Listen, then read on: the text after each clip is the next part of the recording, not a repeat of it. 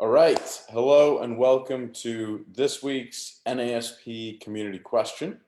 The question that came in and that we picked for this week is, what do I do when all my prospect wants to talk about is price, prospect or client? So the probably leading into the price objection, if you will. So again, what do I do when all my prospect or client wants to talk about is, what's the price? Can you just tell me the price? I don't even care about anything else. The price. And who's had that before? Oh, yes. So I'm going to hand off to Michelle, our Director of Global Sales Development, to give our initial answer to this question. Oh, thank you, Rick, our Vice President of Sales Marketing. This is a question that having a product that's online, you might come against this. And I actually recognize that the buyers that we have right now in the marketplace, they're a lot more savvy and smarter, and they tend to do their homework. So they are sometimes shopping based off of what they've already looked at. So I don't discount that they don't know what they're talking about. And I also offer it as an opportunity to reframe. I don't take it personal is the first thing, because sometimes that initial reaction is, oh, they don't want to listen to me, or, they don't know what they're talking about.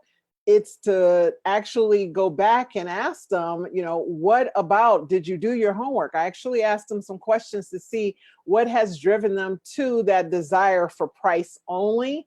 And then it gives me the opportunity to reframe it. Because sometimes, again, like I said, they have done their homework and they're comparing. So I want to ensure and support them in that they're not comparing apples to oranges, right? Because I know, what are the differences that we offer at NASP versus maybe someone else's sales certification. So I want to ensure that I'm helping them and adding value to them making that best decision. So I always validate that their price, their desire for the price is absolutely valid. And I ask the question, well, would it be okay for me to better understand why you're seeking the price only?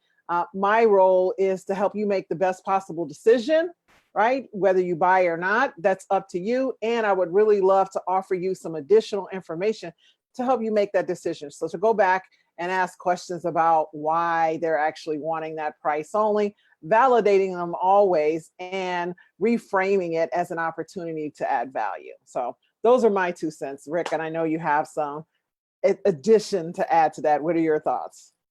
I love that. So the reframe that you said is, so if my client or prospect is saying, listen, just tell me what the price is. What's the price? I'm not really interested in anything else right now. And then you're saying, well, so I assume obviously you've done your homework on what you're looking for. I mean, if you're kind of down to the price part of things. And that's a great question to then potentially have them start to describe, well, yes, I know that I want this, this, and this, and I've done my homework and I know that it should be around this price, or this price. And that can lead into some great discussion about, okay, what is your actual problem? What is it that you're actually looking for? Which is exactly where we want to go. I know in my previous life selling Cisco, if I did not address this on the front end, I got it a lot, not surprisingly. So what I really liked to do as a pre-frame to the price discussion, the price objection, is to say, okay, so you're looking at Cisco. Obviously, one of the highest quality hardwares with one of the highest quality hardware replacement warranties on the market, right? So obviously, you're looking to make higher investment for a higher quality product. I mean, that's obviously why you're bringing us in, right? Mm-hmm. And if the answer was no, I'm looking to get a really cheap solution that's not very good, then I would say, oh, okay, well, maybe you didn't know about Cisco, maybe this isn't a good fit, and that would either end the conversation or restart it. For the most part, though, it was, well, yes, I'm looking to make a higher investment in a better quality hardware that's going to have a longer lifetime and is going to perform at a higher level. Okay, great.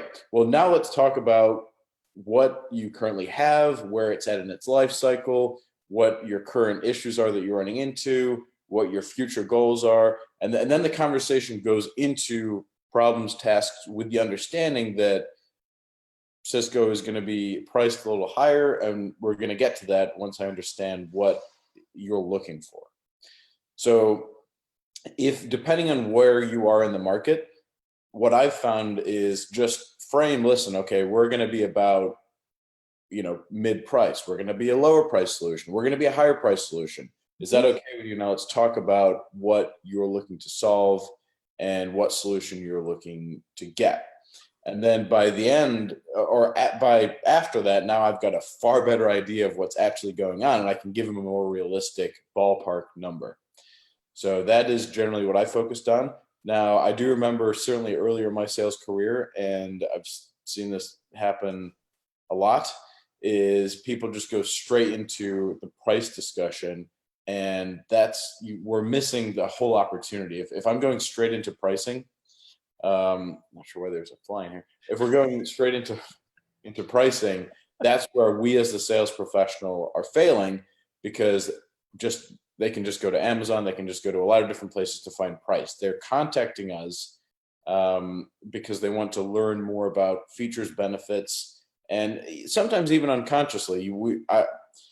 I'm sure you've experienced this, Michelle. Some more aggressive people are calling and saying, "What's the price? Just give me the price." In a lot of ways, if you go through one of our programs that talks about buying archetypes, there is the self-esteem seeker archetype that a lot of times is looking to challenge and get a little pushback, and have a strong, driven sales professional push back on them and ask them some tougher questions that really unconsciously is what they're looking for, even though it's masked in just tell me the price.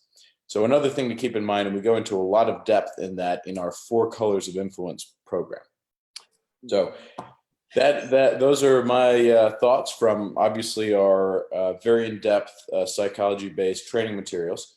Michelle, any final thoughts to finish off today? No, yeah, I love what you said about framing where your product falls in the marketplace. Address it immediately and let them know that, I offer the highest quality, highest value, most technologically advanced. If that's where you are, be very honest about where your product falls as far as pricing and value upfront, and then go back to how that your product offer is the solution. So what is the problem you're seeking to solve? You're not just looking at price, you actually at the end of that price is a solution that you seek to solve. So getting back to that is vitally important. And when we address that price and go right into price, we miss the opportunity to be a solutions oriented seller, to really marry what you have to offer that person or that prospect or that buyer, what your product can do for them. Right?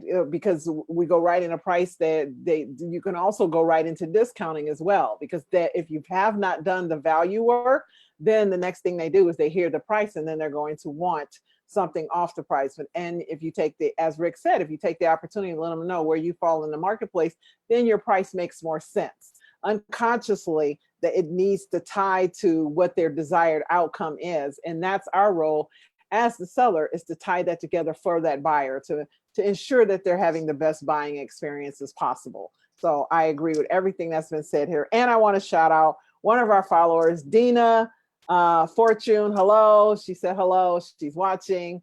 So hello, Dina, and anyone else. Hello, as you are watching this on the replay and giving us feedback and sending us questions. We really appreciate all of our members and our followers and viewers. Thank you for tuning in. One final thought: discounts are not appreciated unless the initial value is understood. Going straight to discounting, I know how it feels, because like, oh, I know I can give them a bit of a discount right away, but without explaining what the initial value is, that discount is not going to be appreciated. So thank you again for tuning in to this week's NASP Community Questions. If you have not signed up as a member yet, do so with the link above. If you have not taken the Seller Style Assessment yet, do so in the link above. Once you take the Seller Style Assessment, you will get emails from us about setting up your complimentary feedback call that you earn by investing the time to complete the assessment. Thank you for tuning in to this week's Community Questions, and we look forward to talking with you again next week. Have a fantastic week.